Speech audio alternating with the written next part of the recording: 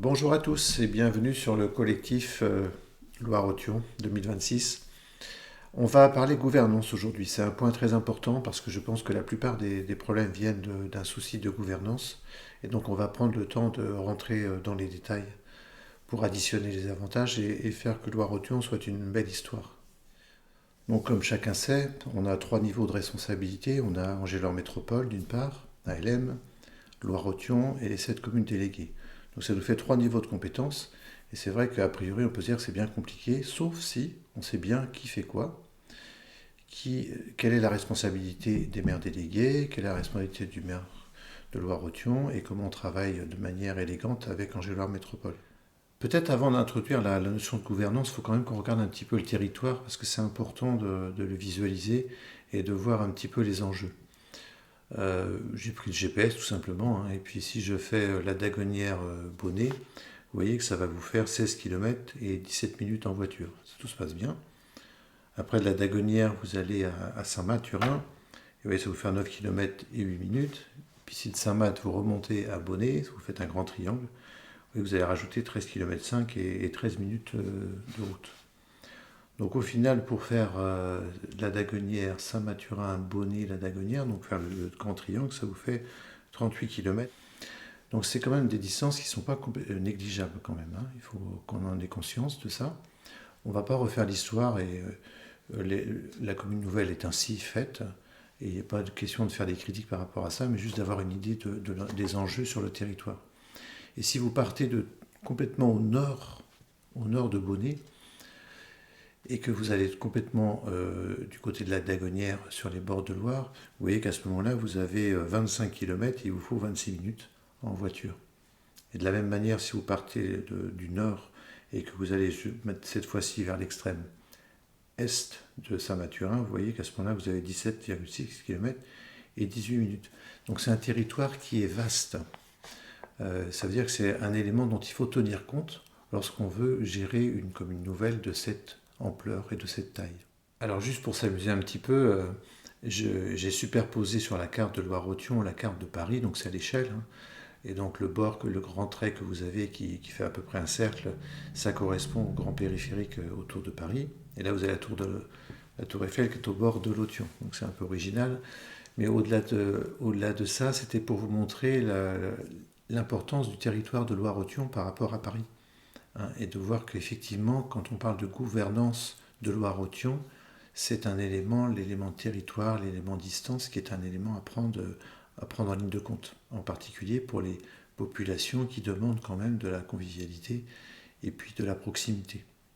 Alors pour la gestion de Loire-Othion, il y a deux grandes méthodes. Il y a une idée qui est un peu du XXe siècle, moi qui me paraît complètement dépassée aujourd'hui, c'est l'idée de la pyramide, hein, c'est-à-dire qu'on a tout en haut de la pyramide une mairie centrale de Loire-Othion et tout en bas les populations. Et puis les mairies déléguées n'ont quasiment plus aucun rôle, avec des maires délégués qui pourraient même être amenés à disparaître, c'est ce que je peux entendre dans certaines discussions. Ça, c'est la première solution qui me paraît, moi, complètement dépassée. Et puis il y a la solution du XXIe siècle qui est une mise en réseau. Alors ce qui est intéressant avec Loire-Othion, c'est qu'au centre de la commune nouvelle de Loire-Othion, vous avez la nature. Il y a les champs, il y a beaucoup d'agriculteurs dans cette partie de Loire-Othion et en Loire-Othion en général d'ailleurs. Et puis les communes tournent autour de ce centre naturel. Donc c'est assez original comme configuration, c'est pas habituel du tout. Mais en tous les cas, c'est l'occasion de travailler en réseau et de travailler sur des idées qui sont plus du XXIe siècle, à mon sens. Alors, on va s'intéresser un petit peu au fonctionnement des mairies déléguées. Comment est-ce qu'on peut faire pour rendre un peu d'autonomie, un peu de proximité pour les habitants. Alors, la première chose, c'est qu'il faut évidemment un maire délégué, ça c'est évident. Mais s'il y a un maire délégué ou une maire déléguée, il faut une mairie déléguée. S'il y a une mairie déléguée, il faut qu'elle soit ouverte. Et si elle est ouverte, il faut qu'il y ait du personnel. Lorsque l'on dit ça, on a l'impression un peu de réinventer la roue. Et pourtant, si vous regardez sur le document que vous avez sur votre écran, vous avez ici les horaires d'ouverture des mairies. Si par exemple je prends la Dagonnière au hasard, hein, la Dagonnière, vous voyez qu'elle est ouverte le mardi de 14h à 17h, et puis on la retrouve le vendredi de 9h à midi.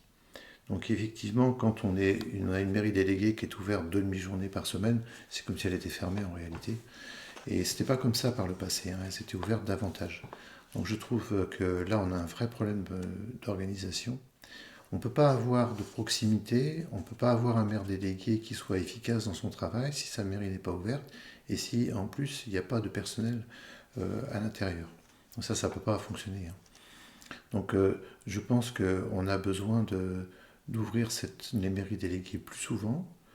Et puis il faudrait aussi qu'il y ait une permanence des élus sur quelques heures dans la semaine bien identifiées, de manière à ce que les habitants puissent aller à la rencontre des élus, c'est très important. Alors quel rôle on va donner au maire délégué? Il y a une définition que j'aime bien, moi, c'est que le maire délégué, c'est un généraliste de proximité. Donc il a la capacité de discuter avec les citoyens, avec les habitants de sa commune, de sujets très vastes et très variés. Ça ne veut pas dire qu'il est spécialiste de tout, mais ça veut dire qu'en tous les cas, il est un généraliste sur un certain nombre de sujets. Et donc, ce qu'on a besoin de donner au maire délégué, c'est une capacité d'agir. Pourquoi on veut que le maire délégué ait une capacité d'agir? C'est parce que je pense que si on veut avoir Loire-Othion forte, il faut que les communes soient fortes. Et c'est l'ensemble qui crée le mouvement. Alors, la première chose, c'est qu'il faut qu'il soit membre de la commission permanente dirigée par le maire de Loire-Othion. La commission permanente, comme son nom l'indique, elle est permanente à tout le mandat. Elle rassemble un certain nombre d'élus et d'adjoints thématiques. On y reviendra sur une prochaine vidéo. Dans tous les cas, ça veut dire que c'est lui qui vient remonter les besoins de sa commune. Ça ne veut pas dire qu'il est là pour défendre sa commune. Ça veut simplement dire que là, il est l'ambassadeur, le médiateur pour sa commune, pour que les décisions puissent être prises dans la commission permanente, qui est la commission qui, par définition, va arbitrer l'ensemble des projets, en particulier pour les questions financières, tout simplement. Donc il va remonter les projets de sa commune.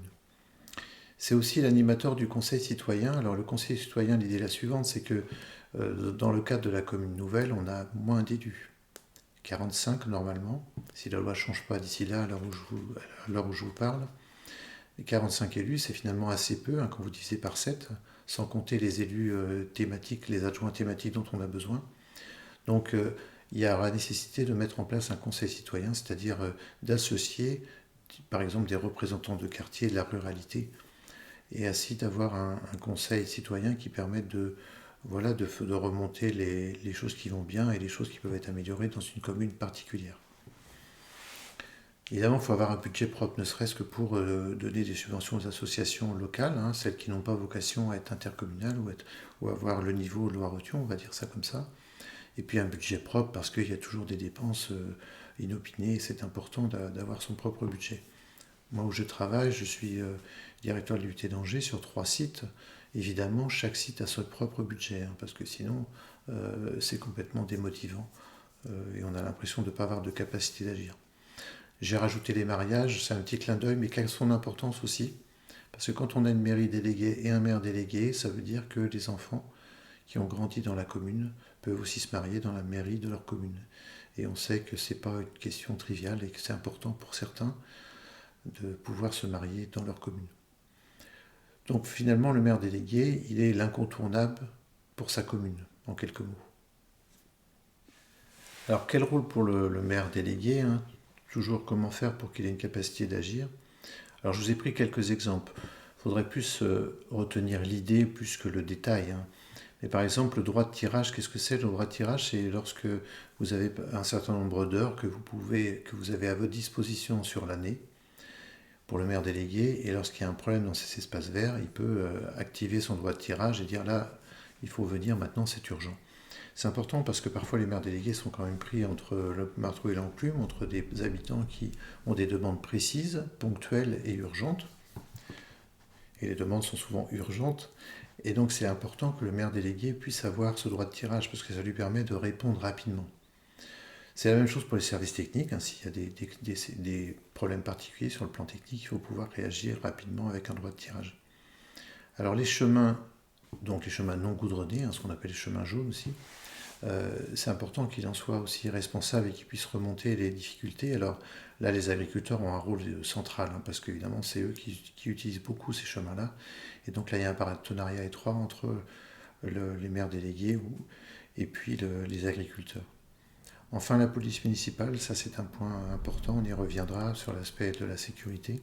Il faut que le maire délégué, dès qu'il y a un problème, c'est pas à lui de le résoudre, c'est vraiment la police municipale de l'accompagner. Je vais vous donner un exemple qui est amusant, mais qui est usant pour les maires délégués. Un me racontait qu'il partait avec sa voiture chercher un chien en errance pour le mettre dans son coffre et le ramener chez ses propriétaires. Bon, c'est pas le rôle du maire délégué. Si le maire délégué, on les oblige à faire ce genre de tâches, comme c'est le cas actuellement, on va démotiver tout le monde. Et le résultat, c'est qu'à la fin du mandat, tout le monde veut arrêter, quoi. Donc, le rôle du maire délégué, c'est d'être l'artisan de la politique locale de sa commune, de travailler avec Loire-Othion sur les deux niveaux, mais il faut que les questions d'espace vert, les questions des chemins, les questions de sécurité, etc., il puisse déléguer ça. Et n'oublions pas aussi qu'il a une secrétaire de mairie, ça lui permet ça aussi d'avoir un appui administratif. Donc il est épaulé. Et si on n'épaule pas les maires délégués, on n'aura pas un fonctionnement satisfaisant. Pour préciser les idées, voici une organisation typique d'une commune. C'est n'importe laquelle des sept, c'est le même principe, hein. Vous avez le maire délégué qui est par définition la tête de liste pour sa commune, hein. Il est accompagné d'un certain nombre de conseillers municipaux. Et puis ça fait quand même peu de monde, hein, comme je vous l'ai dit, avec 45 conseillers. Si on enlève le maire de Loire-Othion, des adjoints thématiques, et que vous divisez par 7, ça fait pas beaucoup d'élus. Donc il y aura nécessité à ces conseillers municipaux d'ajouter des représentants des quartiers et de la ruralité, c'est important. On pourra aussi proposer à des élus volontaires, hein. L'avantage, c'est qu'ils ont d'expertise. J'en rencontre beaucoup, hein, d'anciens élus en ce moment, et je me rends compte qu'ils ont effectivement beaucoup de connaissances sur leur commune, sur leur territoire. Et donc, ceux qui seront intéressés pourront évidemment nous rejoindre dans ces conseils de quartier et ces conseils citoyens. Et puis, bien sûr, le support administratif qui est indispensable pour les communes. Alors là, vous avez deux rectangles verts qui correspondent à deux communes. Ça pourrait être Bras-en-Dard, par exemple, hein, qui sont donc organisés sur le même format. Et puis au-dessus, vous avez la commission permanente avec le maire de Loire-Othion. Alors évidemment, le maire délégué ici fait interface entre Loire-Othion et sa commune. Alors, l'inquiétude qu'il peut y avoir, c'est sur la charge de travail, hein, clairement.